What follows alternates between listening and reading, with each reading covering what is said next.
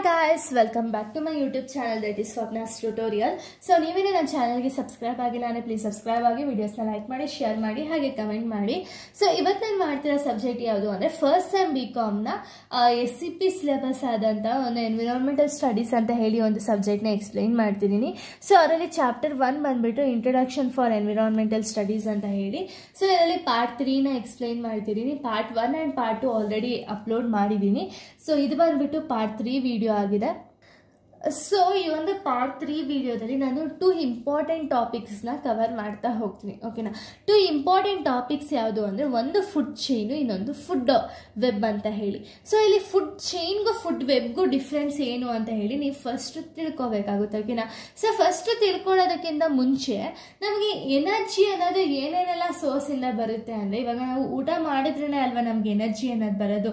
So ಇವಾಗ food ಮೇಲೆ ನಾವು ಡಿಪೆಂಡ್ ಆಗಿದ್ದೀವಿ, ಯಾಕೆಂದರೆ ವಿತೌಟ್ ಊಟ ಮಾಡಿದಂಗೆ ನಮಗೆ ಎನರ್ಜಿ ಅನ್ನೋದು ಸಿಗಲ್ಲ.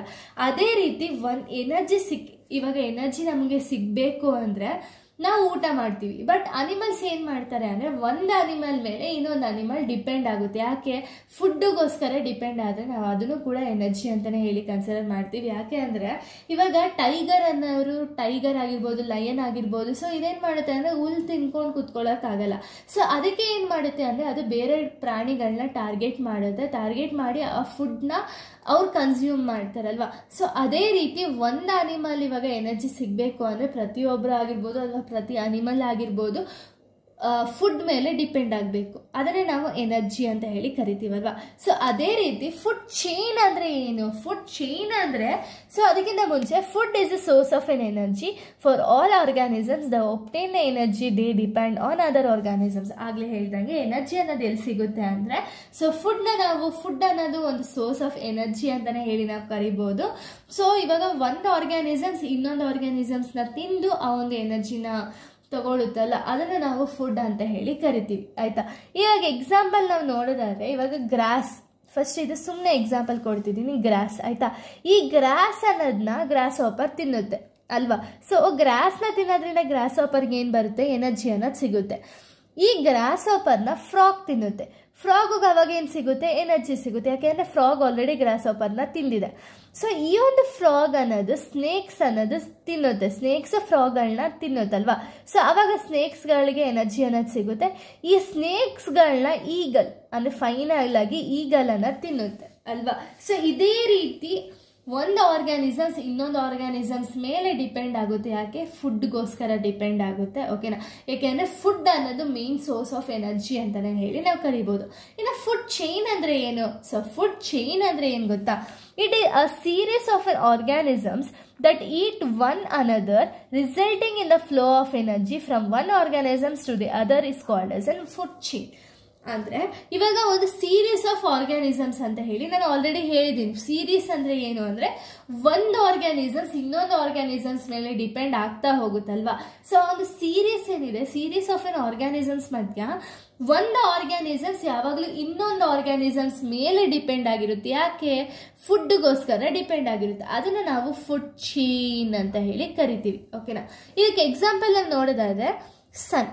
ಸೊ ಸನ್ನಿಂದ ನಮ್ಗೆ ಏನು ಸಿಗುತ್ತೆ? ಸನ್ಲೈಟ್ ಅನ್ನೋದು ಸಿಗುತ್ತೆ ಅಲ್ವಾ. ಆ್ಯಂಡ್ ನಮಗೆ ಕ್ಲೌಡ್ಸಿಂದ ರೈನ್ ಎಲ್ಲ ಸಿಗುತ್ತೆ. ಸೊ ಇದರಿಂದ ಏನಾಗುತ್ತೆ ಅಂದರೆ ಪ್ರೊಡ್ಯೂಸರ್ಸ್ ಏನಿದೆ ಅಂದರೆ ಗ್ರಾಸ್ ಏನಿದೆ, ಸೊ ಅದು ತನ್ನ ಪಾಡಿಗೆ ತಾನೇ ಫುಡ್ ಅನ್ನೋದನ್ನ ಪ್ರಿಪೇರ್ ಮಾಡ್ಕೊಳ್ಳುತ್ತೆ. ಯಾವ ಬೇಸಿಸ್ ಮೇಲೆ ಅಂದರೆ ಸನ್ಲೈಟ್ ಆ್ಯಂಡ್ ವಾಟರ್ನ ಯೂಸ್ ಮಾಡಿಕೊಂಡು ಗ್ರಾಸ್ ಅನ್ನೋದು ಗ್ರೋ ಆಗುತ್ತಲ್ವಾ. ಸೊ ಈ ಒಂದು ಗ್ರಾಸ್ ಅನ್ನೋದನ್ನ ವಾರ್ಮ್ಸ್ಗಳು ತಿನ್ನುತ್ತೆ ಅಲ್ವಾ. ಸೊ ಈ ಗ್ರಾಸ್ ಅನ್ನೋದನ್ನ ವಾರ್ಮ್ಸ್ಗಳು ತಿನ್ನುತ್ತೆ. ಸೊ ಆವಾಗ ವಾರ್ಮ್ಗೆ ಏನು ಸಿಗುತ್ತೆ? ಎನರ್ಜಿ ಅನ್ನೋದು ಸಿಗುತ್ತೆ. ಈ ಎನರ್ಜಿಯಿಂದ ಏನಾಗುತ್ತೆ? ಹೆಣ್ಣು ಮತ್ತು ಫ್ರಾಗೋಗೆ ಈ ವಾರ್ಮ್ಸ್ ಅನ್ನೋದು ಒಂದು ಫುಡ್ ಆಗಿ ಕನ್ವರ್ಟ್ ಆಗುತ್ತೆ ಅಲ್ವಾ. ಫುಡ್ ಆಗಿ ಕನ್ವರ್ಟ್ ಆಗುತ್ತೆ. ಸೊ ಈ ಒಂದು ವಾರ್ಮ್ಸ್ನ ಕನ್ಸ್ಯೂಮ್ ಮಾಡೋದ್ರಿಂದ ಹೆಣ್ಣಿಗಾಗಿರ್ಬೋದು ಆ್ಯಂಡ್ ಫ್ರಾಗಿಗಾಗಿರ್ಬೋದು ಅವ್ರಿಗೆ ಇನ್ನೂ ಎನರ್ಜಿ ಅನ್ನೋದು ಸಿಗುತ್ತೆ. ಈ ಹೆನ್ ಆ್ಯಂಡ್ ಫ್ರಾಗ್ನ ಈಗಲ್ ತಿನ್ನುತ್ತೆ. ಸೊ ಈಗಲ್ಗೆ ಏನು ಸಿಗುತ್ತೆ? ಅವಾಗ ಎನರ್ಜಿ ಅನ್ನೋದು ಸಿಗುತ್ತೆ. ಓಕೆನಾ, ಅದೇ ರೀತಿ ಫುಡ್ ಚೈನ್ ಅಂದರೆ ಏನು ಅಂದರೆ ಒಂದು ಆರ್ಗ್ಯಾನಿಸಮ್ಸ್ ಇನ್ನೊಂದು ಆರ್ಗ್ಯಾನಿಸಮ್ಸ್ ಮೇಲೆ ಡಿಪೆಂಡ್ ಆದರೆ ನಾವು ಅದನ್ನು ಫುಡ್ ಚೈನ್ ಅಂತ ಹೇಳಿ ಕರಿತೀವಿ. ಸೊ ಇದರಲ್ಲಿ ಸ್ವಲ್ಪ ಪಾಯಿಂಟ್ಸ್ ಇದೆ. Everything depends on produces.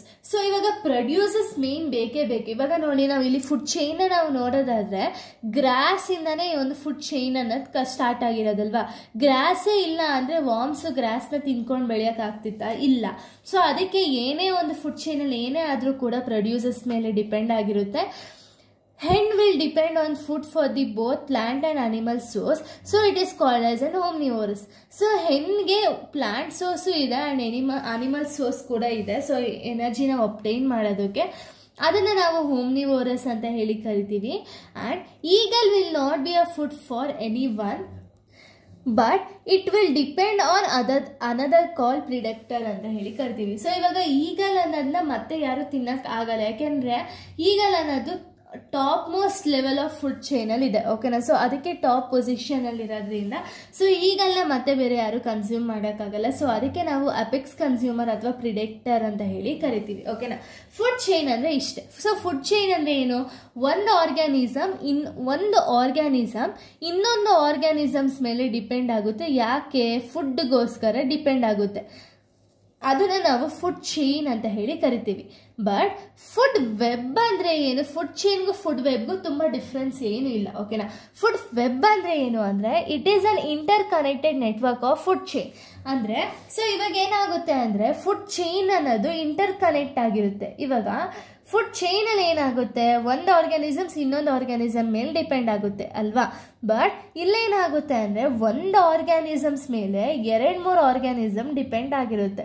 Example, gross ಅನ್ನೋದನ್ನ ಕ್ಯಾಟಲು ತಿನ್ಬೋದು ಆ್ಯಂಡ್ ರ್ಯಾಟ್ ಕೂಡ ತಿನ್ಬೋದು ಅಲ್ವಾ. ಇವಾಗ ಗ್ರಾಸ್ ಮೇಲೆ ತುಂಬ ಆರ್ಗ್ಯಾನಿಸಮ್ಸ್ ಡಿಪೆಂಡ್ ಆಗಿರುತ್ತೆ, ಅಂದರೆ ಇಂಟರ್ ಕನೆಕ್ಟ್ ಆಗಿರುತ್ತೆ. ಒಂದೇ ಒಂದು ಫುಡ್ ಮೇಲೆ ತುಂಬ ಒಂದು ಏನಂತಾರೆ ಆರ್ಗ್ಯಾನಿಸಮ್ಸ್ ಅನ್ನೋದು ಡಿಪೆಂಡ್ ಅಥವಾ ಇಂಟರ್ ಕನೆಕ್ಟ್ ಆಗಿದ್ರೆ ಆವಾಗ ನಾವು ಅದನ್ನು ಫುಡ್ ವೆಬ್ ಅಂತ ಹೇಳಿ ಕರಿತೀವಿ. ನೋಡಿ, ಸೊ ಗ್ರಾಸ್ ಅನ್ನೋದನ್ನ ಗ್ರಾಸ್ ಹಾಪರ್ ಕೂಡ ತಿನ್ನುತ್ತೆ, ಮೌಸ್ ಕೂಡ ತಿನ್ನುತ್ತೆ, ಗೋಟ್ ಕೂಡ ತಿನ್ನುತ್ತೆ, ಅಥವಾ ಕ್ಯಾಟಲ್ ಕೂಡ ತಿನ್ನುತ್ತೆ ಅಲ್ವಾ.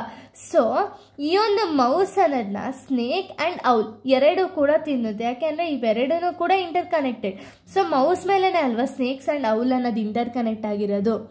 ಸೊ ಸ್ನೇಕ್ ಆ್ಯಂಡ್ ಔಲ್ಗೆ ಈ ಒಂದು ಮೌಸಿಂದನೇ ಫುಡ್ ಸಿಗ್ತಿರೋ ರೀಸನಿಂದ ಇವರು ಕೂಡ ಇಂಟರ್ ಕನೆಕ್ಟ್ ಆಗಿದೆ. ಆ್ಯಂಡ್ ಈ ಒಂದು ಸ್ನೇಕ್ ಆಗಿರ್ಬೋದು, ಔಲ್ ಆಗಿರ್ಬೋದು, ಆ್ಯಂಡ್ ಗೋಟನ್ನ ಲಯನ್ ಅನ್ನೋದು ತಿನ್ನುತ್ತೆ. ಸೊ ಇವನ್ ಲಯನು ಕೂಡ ಇಂಟರ್ ಕನೆಕ್ಟ್ ಆಗಿದೆ. ಓಕೆನಾ. ಸೊ ಇಷ್ಟು ಕೂಡ difference between food web and food chain ಆಗಿದೆ. ಸೊ ಈ ಒಂದು food chain and food web ತುಂಬ ಈಸಿ ಆಗಿದೆ. ಸೊ ಇಲ್ಲಿಗೆ ಚಾಪ್ಟರ್ 1 ಅನ್ನೋದು ಕಂಪ್ಲೀಟ್ ಆಗುತ್ತೆ. ಚಾಪ್ಟರ್ 2 ಅಲ್ಲಿ ನಾನು ಬೇರೆ ವಿಡಿಯೋಸ್ ಜೊತೆ ಬರ್ತೀನಿ. So thank you guys, thanks for watching.